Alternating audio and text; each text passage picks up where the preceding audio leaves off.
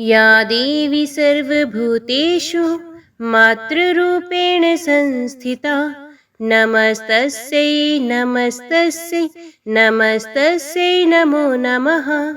जय माँ भगवती, जय माँ दुर्गा।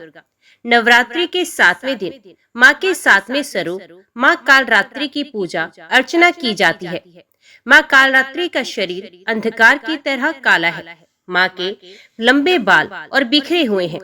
माँ के गले में माला है जो बिजली की तरह चमकते रहती है। माँ कालरात्रि के 4 हाथ हैं। माँ के हाथों में खड्ग, लोह, शस्त्र, वर मुद्रा और अभय मुद्रा है। नवरात्रि के 7वें दिन माँ कालरात्रि की विधिवत पूजा करने से माता प्रसन्न होती हैं। धार्मिक मान्यताओं के अनुसार माँ कालरात्रि भक्तों की काल से रक्षा करती हैं और सुख समृद्धि का आशीर्वाद प्रदान करती हैं। माँ कालरात्रि को गुड़ अति प्रिय है। मान्यता है कि माता रानी को नवरात्रि के 7वें दिन गुड़ का भोग लगाना अत्यंत शुभ होता है। माँ कालरात्रि को लाल रंग अति प्रिय है। ऐसे में माँ कालरात्रि की पूजा के दौरान लाल वस्त्र पहनना शुभ होता है।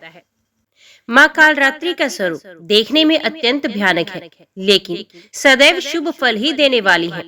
इसी कारण इनका नाम शुंभकारी भी रखा गया।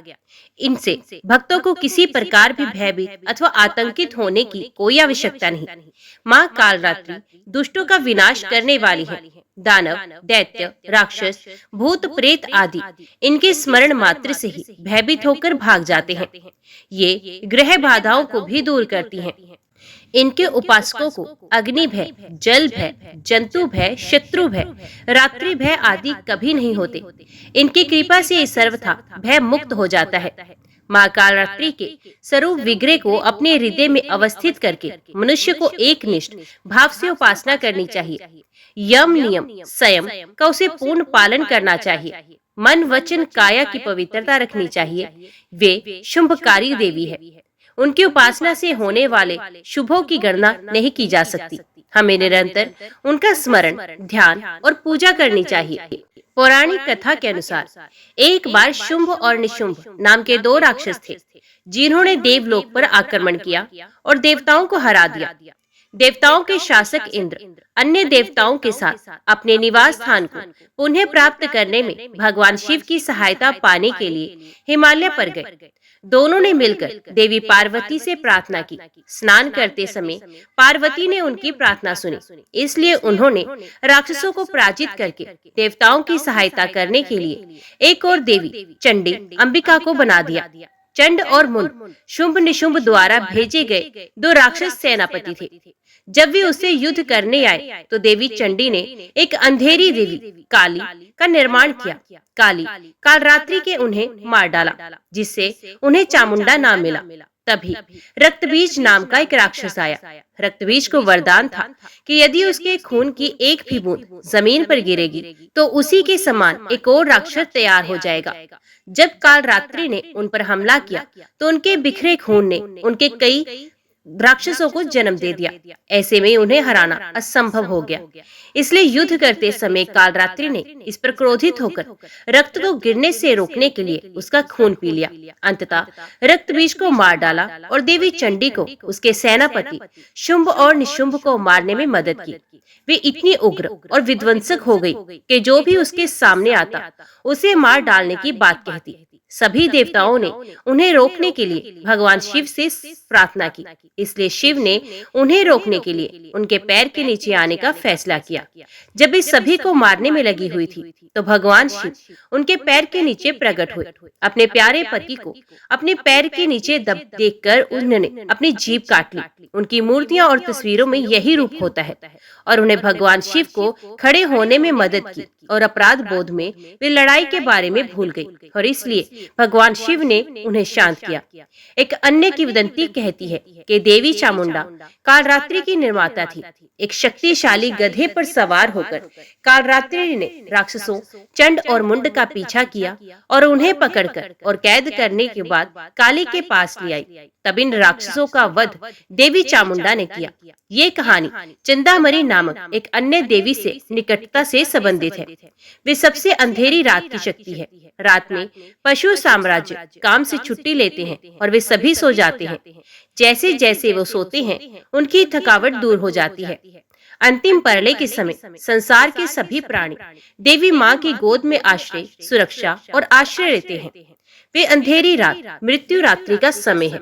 वे महारात्रि और मोहरात्रि भी है। समय के अंत में जब विनाश होता है, देवी स्वयं को काल रात्रि में बदल लेती हैं, जो बिना कोई अवशेष छोड़े पूरे समय को भस्म कर देती हैं। एक अन्य पौराणिक कथा के अनुसार दुर्गासुर नाम का एक राक्षस था, जो दुनिया को नष्ट करना चाहता था, और उसने सभी देवताओं को स्वर्ग से दूर कर दिया और चारों वेदों को छीन लिया। पार्वती को इसके बारे में पता चला तो उन्होंने कालरात्रि का निर्माण किया और उन्हें दुर्गमासुर को हमले के खिलाफ चेतावनी देने का निर्देश किया। हालांकि जब कालरात्रि एक दूत के रूप में सामने आई तो दुर्गमासुर के राक्षसों ने उन्हें पकड़ने की कोशिश की। तब कालरात्रि ने विशाल रूप धारण किया और उन्हें चेतावनी दी। इसके बाद जब दुर्गमासुर कैलाश पर आक्रमण करने आया तो पार्वती ने उससे युद्ध किया और दुर्गा नाम प्राप्त करके उसे मार डाला। देवी कालरात्रि के स्वरूप को दुष्टों के लिए विनाश के रूप में देखा जा सकता है, लेकिन वे भक्तों के लिए हमेशा अच्छे फल लाती हैं और उनके सामने आने पर डर से बचना चाहिए, क्योंकि वे ऐसे भक्तों के जीवन से चिंता के अंधेरे को दूर कर देती हैं। नवरात्रि के 7वें दिन उनकी पूजा को योगियों और साधकों द्वारा विशेष रूप से उच्च महत्व दिया जा सकता है। एक समय की बात है, बृहस्पति जी ब्रह्मा जी से कहते हैं कि हे ब्राह्मण, आप अत्यंत बुद्धिमान, सर्वशास्त्र और चारों वेदों को जानने वालों में से सबसे श्रेष्ठ हो। हे प्रभु, कृपया कर मेरा कथन भी सुनिए। चैत्र व आश्विन माह के शुक्ल पक्ष में नवरात्र का व्रत व उत्सव क्यों किया जाता है? इस व्रत का क्या फल मिलता है? पहले इस व्रत को किसने किया था? बृहस्पति जी का कथन सुनकर ब्रह्मा जी बोले, हे बृहस्पति, तुमने बहुत ही अच्छा प्रश्न किया है। जो मनुष्य मनोरथ पूर्ण करने वाली दुर्गा महादेवी, सूर्य और नारायण का ध्यान करते हैं, वे मनुष्य धन्य हैं।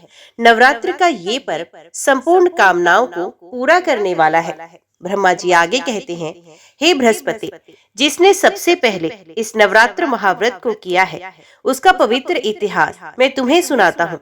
तुम इसे ध्यान पूर्वक सुनो। ब्रह्मा जी कहते हैं, एक नगर था जिसका नाम पीठत था। उसमें अनाथ नाम का एक ब्राह्मण निवास करता था। वे भगवती दुर्गा का अनन्य भक्त था। संपूर्ण सद्गुणों से युक्त एक कन्या ने उसके यहाँ जन्म लिया, मानो ब्रह्मा की सबसे पहली रचना हो वो। उसका नाम सुमति रखा गया। सुमति अपनी सहेलियों के साथ ऐसे बड़ी होने लगी जैसे शुक्ल पक्ष में चंद्रमा की कलाएं बढ़ रही हों।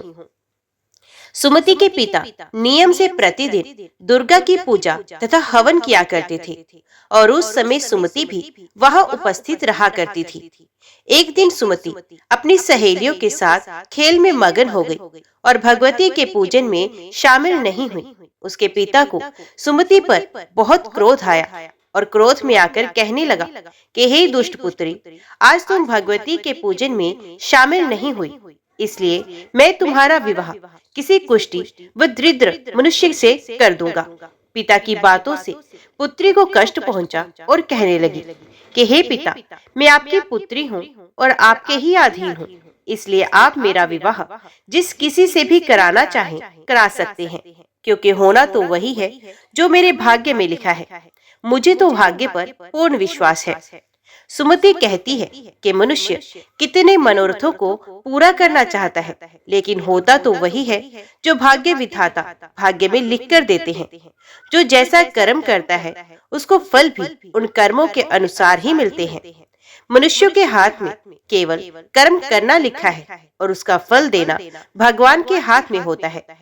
अपनी कन्या के मुख से ये निर्भय पूर्ण बातें सुनकर ब्राह्मण का क्रोध बढ़ जाता है और अपनी पुत्री का विवाह एक कुष्ठी रोगी से करा देता है और कहता है कि अब जाओ और अपने कर्म का फल भोगो। मैं भी देखता हूँ कि तुम भाग्य के भरोसे रहकर कैसे जीवन यापन करती हो। पिता के वचनों को सुन सुमति मनन करने लगी कि मेरा दुर्भाग्य है कि मुझे ऐसा पति मिला, और अपने दुखों पर विचार करती हुई सुमति वन की ओर चल पड़ी। उस भयानक वन में कुशा पर रात बिताई। गरीब सुमति की हालत देखकर देवी भगवती उसके पूर्व के पुण्य को देखती हुई उसके सामने प्रकट होती हैं और कहती हैं, हे दीन ब्राह्मणी, मैं तुम पर प्रसन्न हूँ। तुम जो चाहो वे वर मांग सकती हो, मैं तुम्हें सब कुछ दूंगी। भगवती दुर्गा के वचन सुनकर सुमति कहने लगी, देवी आप कौन हैं जो मुझ पर प्रसन्न है? अपनी दीन दृष्टि से आप मुझे कृतार्थ करें। ब्राह्मणी की बात सुनकर देवी कहने लगी कि मैं आदि शक्ति हूँ, मैं ही ब्रह्मा, विद्या और सरस्वती हूँ। प्रसन्न होने पर मैं प्राणियों को दुख को दूर कर उन्हें सुख प्रदान करती हूँ। मैं तुझसे तेरे पूर्व पुण्यों के कारण प्रसन्न हूँ। देवी कहती हैं कि तुम पूर्व जन्म में निषाद की पत्नी थी और अत्यधिक पतिव्रता थी। एक दिन तेरे पति निषाद ने चोरी की और इस चोरी में निषाद के साथ सिपाहियों ने तुम्हें भी पकड़ लिया। तुम दोनों को जेल में बंद कर दिया गया और भोजन भी नहीं दिया गया। उन दिनों तुमने ना कुछ खाया और ना ही कुछ पिया। इस प्रकार 9 दिन तक नवरात्र का व्रत संपूर्ण हो गया। भगवती बोली कि हे देवी, उन 9 दिनों के व्रत के प्रभाव से मैं प्रसन्न हूँ और तुम्हें मनोवांछित वस्तु देना चाहती हूँ। तुम जो चाहे मांग सकती हो। भगवती की बात सुनकर ब्राह्मणी बोली, आपको मैं शत शत प्रणाम करती हूँ। आप मेरे पति पर कृपा करें और इनके कोढ़ को दूर करें। इस पर देवी कहती हैं कि उन दिनों तुमने जो व्रत किया था उसमें से एक दिन के व्रत का पुण्य अपने पति के रोग को दूर करने के लिए अर्पण करो। मेरे प्रभाव से तेरा पति सोने के शरीर वाला हो जाएगा। ब्रह्मा जी बोले, इस प्रकार देवी का वचन सुन वे ब्राह्मणी बहुत खुश हुई और पति को निरोगी देखने की इच्छा से ठीक है ऐसा बोली। उसके पति का शरीर भगवती देवी की कृपा से ठीक होकर सोने की कांति सा हो गया, मानो उसके कांति के समक्ष चंद्रमा की कांति भी फीकी पड़ गई हो।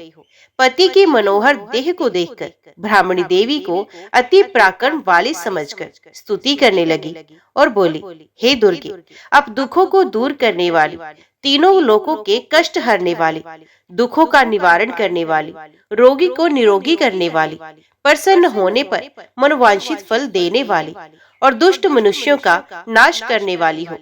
तुम ही सारे जगत की माता वो पिता हो। हे मां अम्बे, मेरे पिता ने क्रोध में मेरा विवाह एक कुष्टी के साथ करके घर से निकाल दिया है। पिता की निकाली हुई बेटी को आपने सहारा दिया है। ब्राह्मणी कहती है कि हे देवी, दुखों के सागर से आपने मुझे बाहर निकाला। हे देवी, मैं आपको बारंबार प्रणाम करती हूँ। ब्रह्मा जी बोले, हे बृहस्पति, उस सुमति ने मन से देवी की बहुत स्तुति की और उसकी की हुई स्तुति से देवी को बहुत संतोष हुआ। देवी ने ब्राह्मणी से कहा कि तुम्हारे घर एक अति बुद्धिमान, धनवान, कीर्तिवान और जितेंद्रिय पुत्र पैदा होगा, जिसका नाम उद्यालक होगा। देवी ब्राह्मणी से कहने लगी, हे ब्राह्मणी, तेरी कोई और इच्छा हो तो वे भी मांग सकती हो। ब्राह्मणी कहती है कि हे माँ, आप अगर मुझसे प्रसन्न हैं तो आप मुझे नवरात्र करने की विधि सविस्तार बताइए। ब्राह्मणी के वचन सुनकर देवी कहती है कि मैं तुम्हें संपूर्ण नाशों को दूर करने वाले नवरात्र व्रत की विधि बताती हूँ। देवी कहती हैं कि इसे ध्यान पूर्वक सुनो। अश्विन माह के शुक्ल पक्ष की प्रतिपदा से लेकर 9 दिन तक ध्यान पूर्वक विधि पूर्वक व्रत करें। यदि दिन भर व्रत नहीं कर सकते तो एक समय का भोजन करें। ब्राह्मणों से पूछकर घट स्थापन करें और वाटिका बनाकर उसको प्रतिदिन जल से सींचे। महाकाली, महालक्ष्मी और महासरस्वती की मूर्तियां बनाकर उनके नित्य प्रति विधि विधान से पूजा अर्चना करें। पुष्पों से अर्घ दे और बिजोरा के पुष्प से अर्घ देने पर रूप की प्राप्ति होती है।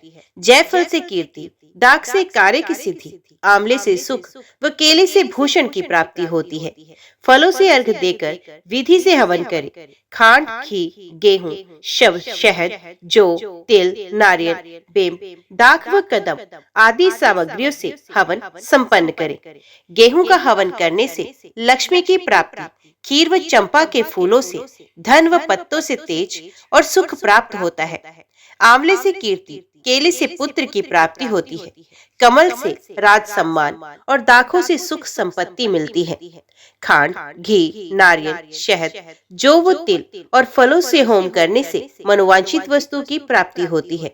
व्रत करने वाले को स्वभाव में नम्रता रखनी चाहिए। अंत में आचार्य को प्रणाम कर यथाशक्ति उसे दक्षिणा देकर विदा करना चाहिए। इस महाव्रत को बताई विधि के अनुसार जो भी करता है उसके सारे मनोरथ पूरे हो जाते हैं। ब्रह्मा जी कहते हैं, हे बृहस्पति, इस प्रकार ब्रह्माणी को इस व्रत की विधि व फल बताकर देवी अंतर ध्यान हो गई। जो मनुष्य इस व्रत को करता है विस लोक में सुख पाकर अंत में मोक्ष को प्राप्त करता है। ब्रह्मा जी फिर कहते हैं कि हे बृहस्पति, इस व्रत का महात्म्य मैंने तुम्हें बताया। ब्रह्मा जी का कथन सुन बृहस्पति आनंद विभोर हो गए और ब्रह्मा जी से कहने लगे, हे ब्रह्मा जी, आपने मुझ पर अति कृपा की, जो आपने मुझे अमृत के समान इस नवरात्रि व्रत का महात्म्य सुनाया है। जय मां भगवती, जय मां दुर्गा। अभी श्रवण कीजिए दूसरी कथा। जनमेजय बोले, हे द्विज श्रेष्ठ, नवरात्र के आने पर और विशेष करके शारदीय नवरात्र में क्या करना चाहिए, उसका विधान अब मुझे भलीभांति बताइए। हे महामते, उस पूजन का क्या फल है और उसमें किस विधि का पालन करना चाहिए? हे द्विजवर, कृपया विस्तार के साथ मुझे ये सब बताइए।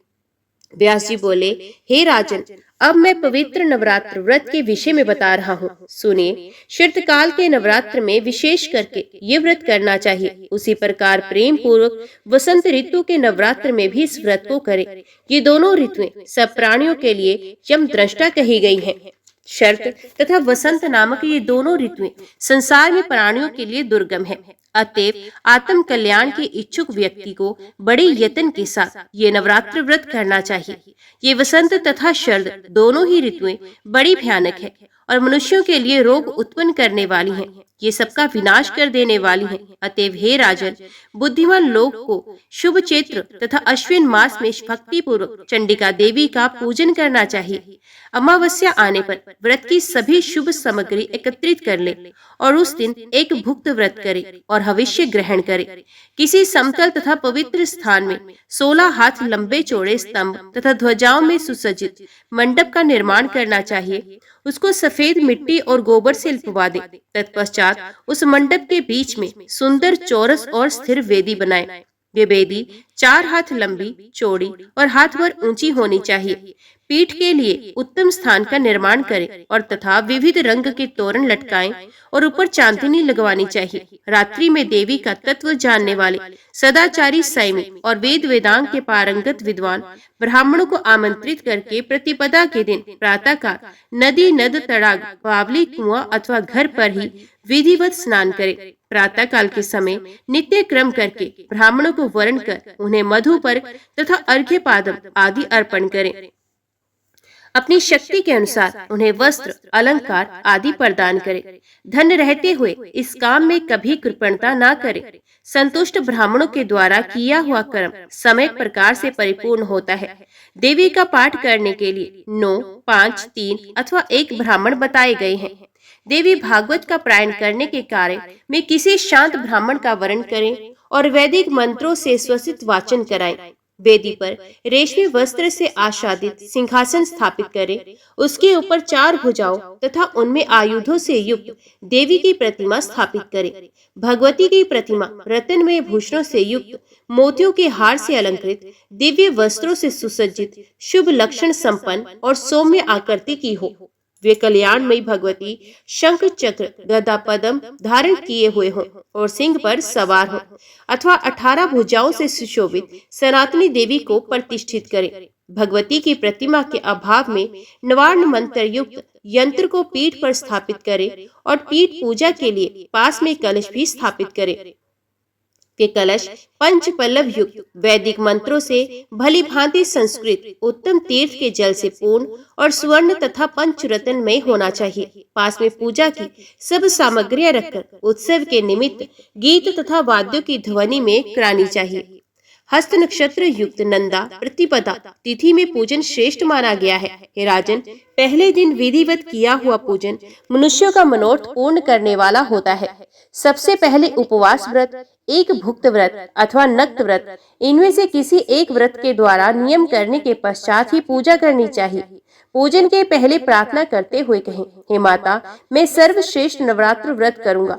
हे देवी, हे जगदम्बे, इस पवित्र कार्य में आप मेरी संपूर्ण सहायता करें। इस व्रत के लिए यथाशक्ति नियम रखें। उसके बाद मंत्रोच्चारण पूर्वक विधिवत भगवती का पूजन करें। चंदन, अगरू, कपूर तथा मंदार, करंज, अशोक, चंपा, कनेल, मालती, ब्राह्मी आदि सुगंधित पुष्पों, सुंदर बिलपत्रों और धूप दीप से विधिवत भगवती जगदम्बा का पूजन करना चाहिए। उस अवसर पर अर्घ्य भी प्रदान करें। हे राजन, नारियल, बिजोरा, नींबू, दाडिम, केला, नारंगी, कटहल तथा बिलपत्र आदि अनेक प्रकार के सुंदर फलों के साथ भक्ति पूर्वक अन्न का नैवेद्य एवं पवित्र बलि अर्पित करें। होम के लिए त्रिकोण कुंड बनाना चाहिए अथवा त्रिकोण के मान के अनुरूप उत्तम वेदी बनानी चाहिए। विविध प्रकार के सुंदर द्रव्यों से प्रतिदिन भगवती का त्रिकाल प्रातः, सायं, मध्याह्न पूजन करना चाहिए और गायन, वादन तथा नृत्य के द्वारा महान उत्सव मनाना चाहिए। व्रती नित्य भूमि पर सोए और वस्त्र, आभूषण तथा अमृत के सदृश दिव्य भोजन आदि से कुमारी कन्याओं का पूजन करे। नित्य एक ही कुमारी का पूजन करे अथवा प्रतिदिन एक एक कुमारी की संख्या के वृद्धि क्रम से पूजन करे अथवा प्रतिदिन दुगुने तिगुने के वृद्धि क्रम से और या तो प्रत्येक दिन 9 कुमारी कन्याओं का पूजन करे। अपने धन सामर्थ्य के अनुसार भगवती की पूजा करे, किंतु हे राजन, देवी के यज्ञ में धन की कृपणता ना करे। हे राजन, पूजा विधि में 1 वर्ष की अवस्था वाली कन्या नहीं लेनी चाहिए, क्योंकि वे कन्या गंध और भोग आदि पदार्थों के स्वाद से बिल्कुल अनजान रहती है। कुमारी कन्या वे कही गई है जो 2 वर्ष की हो चुकी हो। 3 वर्ष की कन्या त्रिमूर्ति, 4 वर्ष की कन्या कल्याणी, 5 वर्ष की रोहिणी, 6 वर्ष की कालिका, 7 वर्ष की चंडिका, 8 वर्ष की शांभवी, 9 वर्ष की दुर्गा और 10 वर्ष की कन्या सुभद्रा कहलाती है। इससे ऊपर की अवस्था वाली कन्या का पूजन नहीं करना चाहिए, क्योंकि वे सभी कार्यों में निंदनीय मानी जाती हैं। इन नामों से कुमारी का विधिवत पूजन सदा करना चाहिए। अब मैं इन 9 कन्याओं के पूजन से प्राप्त होने वाले फलों को कहूंगा। कुमारी नाम की कन्या पूजित होकर दुख तथा दरिद्रता का नाश करती है। वे शत्रुओं का क्षय और धन, आयु तथा बल की वृद्धि करती है। त्रिमूर्ति नाम की कन्या का पूजन करने से धर्म, अर्थ, काम की पूर्ति होती है, धन धान्य का आगम होता है। जो राजा विद्या, विजय, राज्य तथा सुख की कामना करता हो, उसे सभी कामनाएं प्रदान करने वाली कल्याणी नामक कन्या का नित्य पूजन करना चाहिए। शत्रुओं का नाश करने के लिए भक्ति पूर्वक कालिका कन्या का पूजन करना चाहिए। धन तथा ऐश्वर्य की अभिलाषा रखने वाले चंडिका कन्या की समय अर्चना करनी चाहिए। हे राजन, सम्मोहन, दुख, दारिद्र्य के नाश तथा संग्राम में विजय के लिए शांभवी कन्या की नित्य पूजा करनी चाहिए। क्रूर शत्रु के विनाश एवं उग्र क्रम की साधना के निमित्त परलोक में सुख पाने के लिए दुर्गा नामक कन्या की भक्ति पूर्वक आराधना करनी चाहिए। मनुष्य अपने मनोरथ की सिद्धि के लिए सुभद्रा की सदा पूजा करे और रोग नाश के निमित्त रोहिणी की विधिवत आराधना करे। शिरस्तु इस मंत्र से अथवा किन्हीं भी श्रीयुक्त देवी यंत्र से अथवा बीज मंत्र से भक्ति पूर्वक भगवती की पूजा करनी चाहिए। जो भगवती कुमार के रहस्य में तत्वों और ब्रह्मादि देवताओं की भी लीला पूर्वक रचना करती हैं, उन कुमारी का मैं पूजन करता हूँ। जो सत्व आदि तीनों गुणों से तीनों रूप धारण करती हैं, जिनके अनेक रूप हैं तथा जो तीनों कालों में सर्वत्र व्याप्त रहती हैं, उन भगवती त्रिमूर्ति की मैं पूजा करता हूँ। निरंतर पूजित होने पर जो भक्तों का नित्य कल्याण करती हैं, सब प्रकार की कामनाओं को पूर्ण करने वाली उन भगवती कल्याणी का मैं भक्ति पूर्वक पूजन करता हूँ। जो देवी संपूर्ण जीवों के पूर्व जन्म के संचित कर्म रूपी बीजों का रोपण करती हैं, उन भगवती रोहिणी की मैं उपासना करता हूँ। जो देवी काली कल्पांत में चराचर सहज संपूर्ण ब्रह्मांड को अपने में विलीन कर लेती हैं, उन भगवती कालिका की मैं पूजा करता हूँ। अत्यंत उग्र स्वभाव वाली, उग्र रूप धारण करने वाली, चंड मुंड का संहार करने वाली तथा घोर पापों का नाश करने वाली उन भगवती चंडिका की मैं पूजा करता हूँ। वेद जिनके स्वरूप है, उन्हीं वेदों के द्वारा जिनकी उत्पत्ति अकारण बताई गई है, उन सुखदायिनी भगवती शांभवी का मैं पूजन करता हूँ, जो अपने भक्तों को सर्वदा संकट से बचाती हैं, बड़े बड़े विघ्नों तथा दुखों का नाश करती हैं और सभी देवताओं के लिए दुर्जय हैं। उन भगवती दुर्गा की मैं पूजा करता हूँ, जो पूजित होने पर भक्तों का सदा कल्याण करती हैं, और उन अमंगल लाक्षिणी भगवती सुभद्रा की मैं पूजा करता हूँ। विद्वानों को चाहिए कि वस्त्र भूषण माला गंध आदि श्रेष्ठ उपचारों से इस मंत्र के द्वारा सर्वदा कन्याओं का पूजन करें। व्यास जी बोले, हे राजन, जो कन्या किसी अंग से हीन हो, कोढ़ तथा घाव युक्त हो, जिसके शरीर के किसी अंग से दुर्गंध आती हो और जो विशाल कुल में उत्पन्न हुई हो, ऐसी कन्या का पूजन में परित्याग कर देना चाहिए। जन्म से अंधी, तिरछी नजर से देखने वाली, कानी, करूप, बहुत रोम वाली, रोगी तथा रजस्वला कन्या का पूजा में परित्याग कर देना चाहिए। अत्यंत दुर्बल, समय से पूर्व ही गर्भ से उत्पन्न, विधवा स्त्री से उत्पन्न तथा कन्या से उत्पन्न, ये सभी कन्याएं पूजा आदि सभी कार्यों में सर्वथा वर्जित है। रोग से रहित, रूपवान अंगों वाली, सौंदर्यमयी, वर्ण रहित तथा एक वंश में अपने माता पिता से उत्पन्न कन्या की ही विधिवत पूजा करनी चाहिए। समस्त कार्यों की सिद्धि के लिए ब्राह्मण की कन्या, विजय प्राप्ति के लिए राजवंश में उत्पन्न कन्या तथा धन लाभ के लिए वैश्य वंश अथवा शूद्र वंश में उत्पन्न कन्या पूजन के योग्य मानी गई है। ब्राह्मण को ब्राह्मण वर्ण में उत्पन्न कन्या की, क्षत्रियो को भी ब्राह्मण वर्ण में उत्पन्न कन्या की, वैश्यों को ब्राह्मण, क्षत्रिय, वैश्य तीनों वर्णों में उत्पन्न कन्या की तथा शूद्र को चारों वर्णों में उत्पन्न कन्या की पूजा करनी चाहिए। शिल्प कर्म में लगे हुए मनुष्य को यथा योग्य अपने अपने वंश में उत्पन्न कन्याओं की पूजा करनी चाहिए। नवरात्र विधि से भक्ति पूर्वक निरंतर पूजा की जानी चाहिए। यदि कोई व्यक्ति नवरात्र पर्यंत प्रतिदिन पूजा करने में असमर्थ है, तो उसे अष्टमी तिथि को विशेष रूप से अवश्य पूजन करना चाहिए। प्राचीन काल में दक्ष के यज्ञ का विध्वंस करने वाली महाभयानक भगवती भद्रकाली करोड़ों योगिनियों सहित अष्टमी तिथि को ही प्रकट हुई थी। अतः अष्टमी को विशेष विधान से सदा भगवती की पूजा करनी चाहिए।